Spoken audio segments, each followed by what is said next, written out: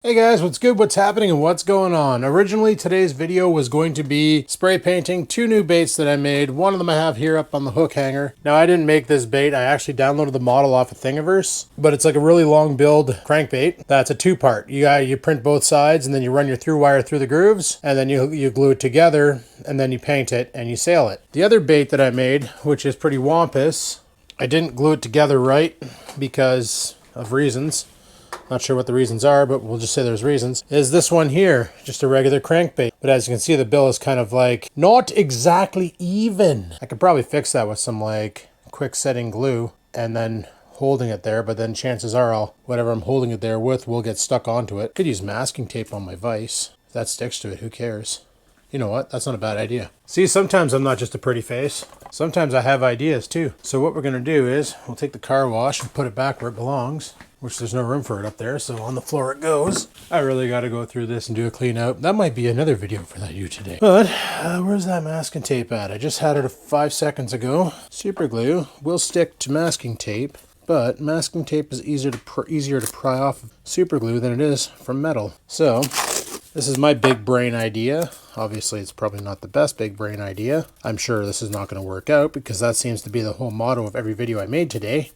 Is complete and utter failure, but you live, you learn. So I got some crazy glue. It's crazy. And I don't know if this one here, if you just cinch it down and it busts it open. I guess you just cinch it down even more. I hate these little tubes of crazy glue because they're literally one-use wonders. There we go. When you hear that, you're good to go. Where the hell did I put the bait? Oh, I'm already stuck to the friggin' thing. Friggin' crazy glue, man. So crazy. Great. I'm sticking myself together with this thing. $1 crazy glue, man. Just nuts. And what we'll do is we'll just pinch that there like that. Let it set. Hopefully it doesn't glue the vise shut. Now we'll see what happens. Worst case scenario, I break that bait, but best case scenario, it works. But what I was thinking about doing today is I made a video like this already before where I went to the lake and tested out some baits to see how they did. Like I said, I got the original daddy, the version in bulletproof PLA, and then its lighter brother, and I got this ridiculous Whopper Plopper, which has a lot of room in the back. I'm thinking about grabbing all these baits. And on top of that, guys, on top of that, we also will grab one of the new swim baits. We'll take it out and just whip it around and see how the action is, because I'm curious. I would like to know what the action's like. I like how I tried making eyeballs. When I made this mold, I made 4mm eyeballs, all because this does a 4mm punch. So what I was going to use was that reflective foil tape, punch out a bunch of holes, put a black dot in the middle, use epoxy to make eyeballs so I can put eyeballs on my baits. Yeah, I tried it once and it didn't work out well, so I quit. I'm probably going to try it again though. I did try it when it was also like 4 Celsius out, so can't really expect results then because glue likes to cure. So I was saying glue and cure at the same time and it screwed up, but glue likes to cure. Am I even doing this right? I don't know. We'll find out. No, I really didn't do that right. 1 second here. There we go. Yeah, glue likes to cure in the hot, not in the cold. So, did I go through the side of his head? Jesus, Murphy, I can't even friggin' remember how to Texas rig a friggin' swim bait. What the hell's wrong with me? Mind you, these would probably be better on a jig head, but, you know, whatever. There's way too much concentration going on doing this. And then, it will shove you right through its belly. You know what? These might need jig heads. Yup. Okay, well, that's not a big deal. I think I got some jig heads kicking around somewhere. We'll save the Texas rigging for the worms. I'm not going to bother bringing the worms because I already know how they're going to function. They're going to go like in the water. All right, it's not my cleanest rig, but it's a rig. And all the paint came off this jig head. So we'll bring this guy along too and we'll sail him out. This is one of my worst ones because I tried to pour super fast and there's literally flashing everywhere. So that's fun. Let's see if I can do this here without accidentally ripping the tail off. But it should flippy flappy in the water. I guess we'll find out. I'm just waiting to see if this here super glue is going to set. Exactly what happened is what happened. But like I said, with masking tape, it'll just leave a little bit of residue. But look at that, it's a flat face now. Cool. All right, and now I got the super glue stuck to me. I'm not even going to clear them. Not even going to care about them. Just going to let that cure up a bit more. Not even putting hooks on those ones. Just going to send them out as it is and see what the action's like. Pre-hooks. Man, I got like super glue and all sorts of crap all over my hands right now. This is awesome. So I'm going to grab a little tackle box, grab the fishing bag. We'll head down to the lake and see how these work. Alrighty, I got all the baits in this old tackle box here. Tiny tackle. And we'll just go ahead, I'll chuck them in the front pocket of the fishing bag here with a bunch of other soft plastics in it. We're going to be using the Skivinz rod again, just cause. Why not? I should really probably, no. We're going to use the Skivinz rod again. I got to learn how to pull this thing out. That's what she said. All right, I'll talk to you guys when we're down there. All right, guys, we're down here. I'm not sure how problematic this is going to be because we got some people over there either launching a boat or taking a boat out of the water. So, not exactly sure how this is going to work out, but we're going to try and make it work out because I really want to test these baits. Now, it is pretty windy out. We're sitting at about 29-kilometer winds. Not exactly awesome. Looks like they got their boat out of the water, so I'm just going to risk it for a biscuit, head over to that dock. Like you can see, the water's pretty wavy.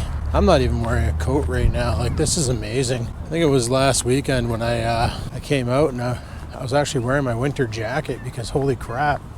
Like today, it's friggin' beauty out. Oh, this guy's throwing his boat in the water.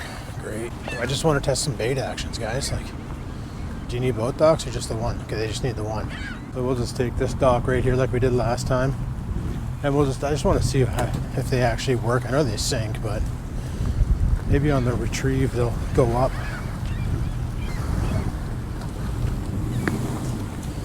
Otherwise, I might just go with my other plan of making lipless crankbaits. Or just soft plastics, but now I realize I got to redo my mold or get some hooks with the bait line. Oh, geez, this is kind of tippy, eh? Yeah, this is kind of tippy. This is fun. All right, let's see if we can turn around here. Take the rod out. No, you guys are probably like, Adam, just whip it out like a lightsaber. It's actually really bad for them. You should not do that. Just want to make sure that they don't twist and bind, because that was the problem I was having last time. Hopefully May 21st, or that weekend, she's not pissing rain. Hopefully the gods shine upon us and give us a nice overcast day. All right, so first one I want to test is the 1 2-piecer. I'm just going to drop them in the water right here and drag them for a bit. Oh God, that's awesome. I hope you guys can see that.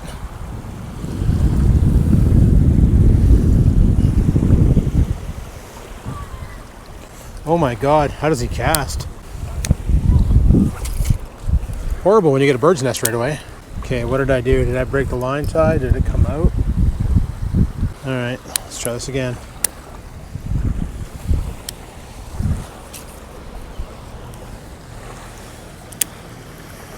I can feel it wobbling.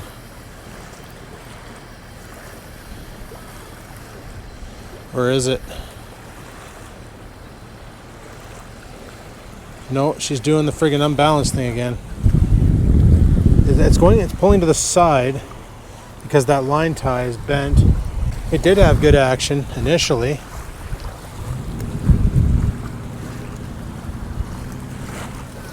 It's like if you go low and slow, it's not bad. Then she wants to favor the side, and I don't know why. That's some data that we need to revise. I don't like these split baits because you got to glue them together, and it's such a pain in the dick to get it perfect. But some comments were made about my 3D printer. Good comments, criticized comments, like not criticized, but advice given that apparently I'm printing too close to the bed and it's causing a problem with the skirt. So I'm going to look into that for sure because, I definitely want that printer to be printing good. All right, so you're a potato. This is the heavyweight champion of the world. No, you know what? Let's go with my first ever poured bait. And by poured, I mean printed. The rock hard lure that was made with the stock PLA they send with the Ender Pro. Let's see how well this thing does, if anything. Like, I know it sinks like a freaking rock. See, he wobbles too. Look at him. Look at him underwater.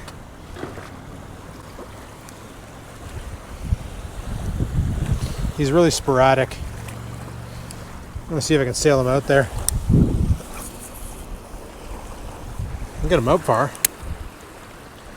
But I don't feel the thump, thump, thump, thump, thump, thump, thump, thump, thump. If anything eats that, that's gonna be hilarious. I don't see him in the water yet. Oh, there he is. Yeah, he's doing the spirals. He's off balance. This was just a solid piece, so I don't understand what the problem is. All right,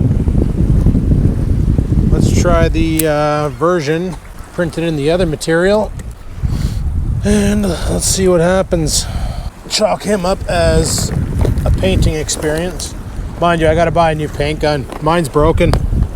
The needle doesn't pull back because I'm missing a part, and I can't find the part, so that's fun. Now, which one are you? Are you the one with the bubble in the middle? Or are you the...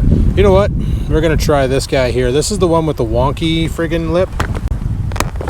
I already know the whopper ploppers work, but keep in mind that one whopper plopper, I kind of frigged up the wiring job on it.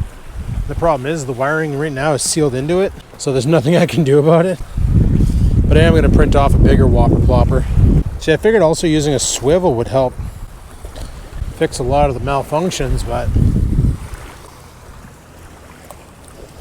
all right, so this guy's a floater and his action's pretty good.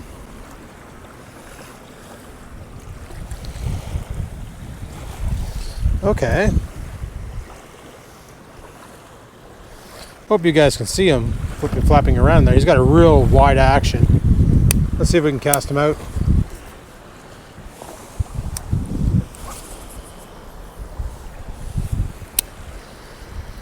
Oh, I can feel the thump, thump, thump, thump, thump. He's dragging weeds right now. I expect him to come back with a salad bar. Where is he? Yeah, he's got shit stuck on him, so right now his action's kind of foobar. Oh, there goes my bag again. But yeah, that one there actually works out pretty good. And it sinks.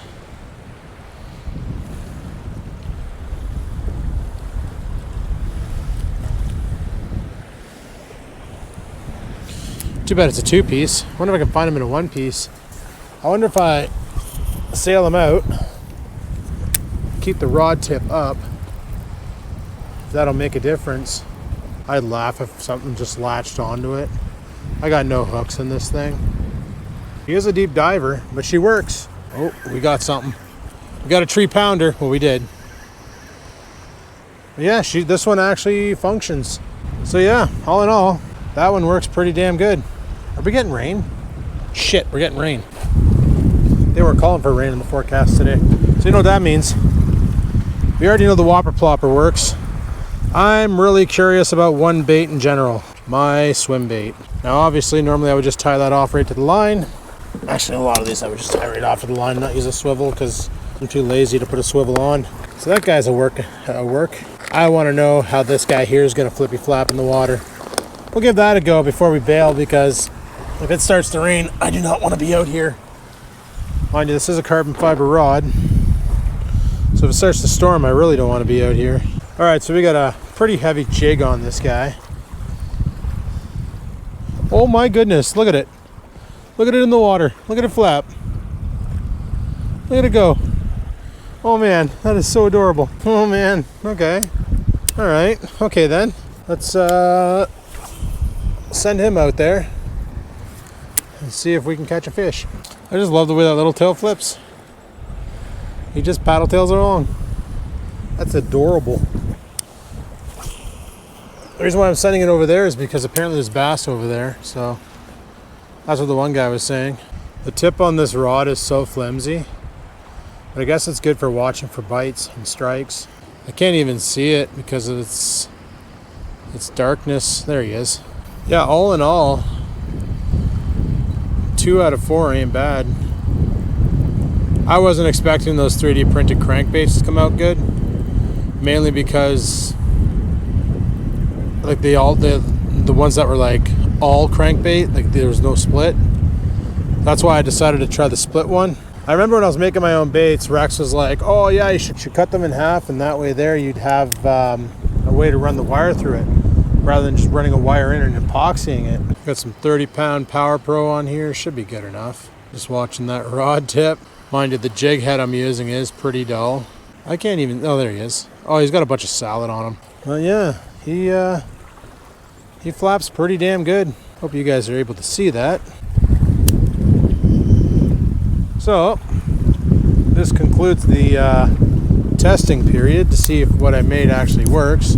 like I said, I'm not too worried about the Senkos because literally you hook them up to a friggin' wide gap hook or to a narrow gap hook, sail them out, and then just do some random action as they're going down, and then you're good to go. However, the swim bait I was curious about because I wasn't sure if that wide gap hook was going to make its way through it. I probably still could rig them up that way. I just need a little bit more practice, which is probably what this guy's going to be. He's going to be a sacrificial thing. The other option is you can buy hooks with bait. It's got like a screw in the front of it. You know, they got this thing where it's like it screws into the nose of the bait, then the hook goes through it, and it prevents. I'm really liking this telescopic rod thing, man. This is pretty badass. I'll be able to use it this summer when I go and do another cycle catch, clean, cook. Actually, I got a whole setup for that now. I'm super stoked. I want to do at least one of those a year, a cycle catch, clean. Oh, we got a tangle here.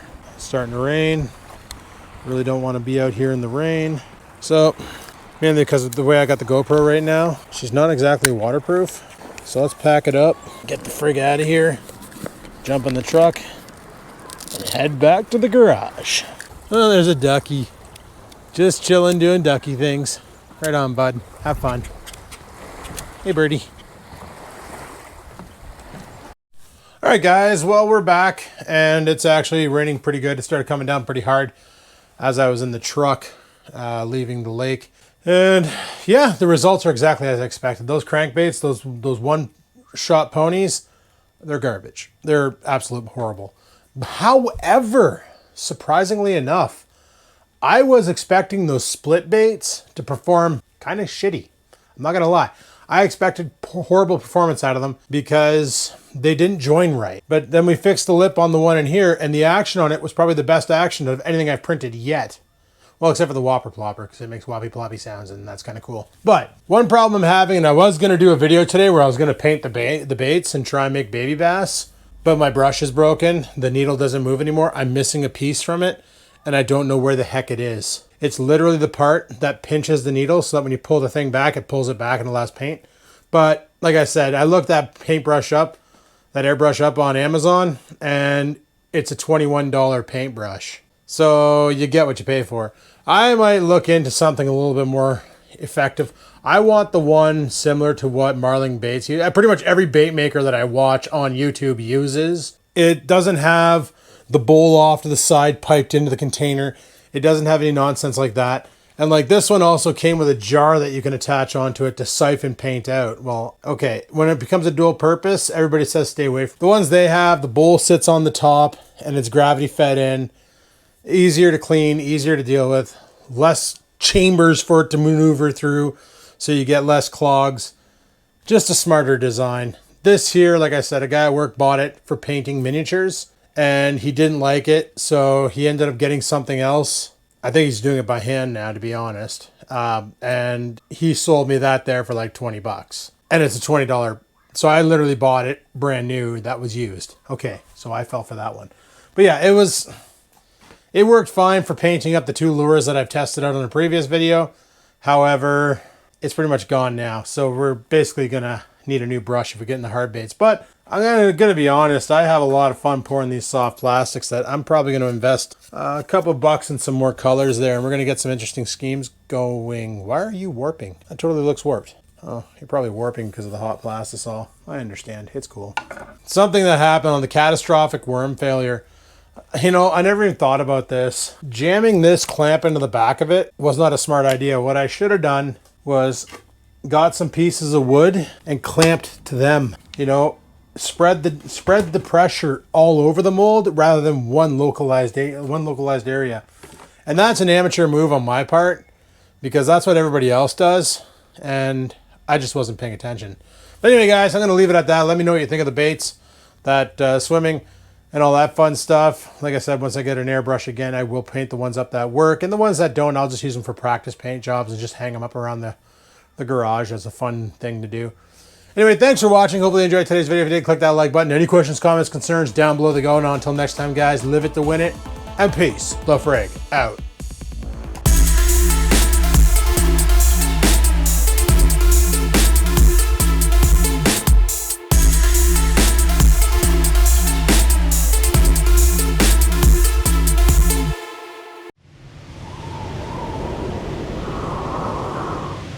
Sit, stupid, sit. Good dog.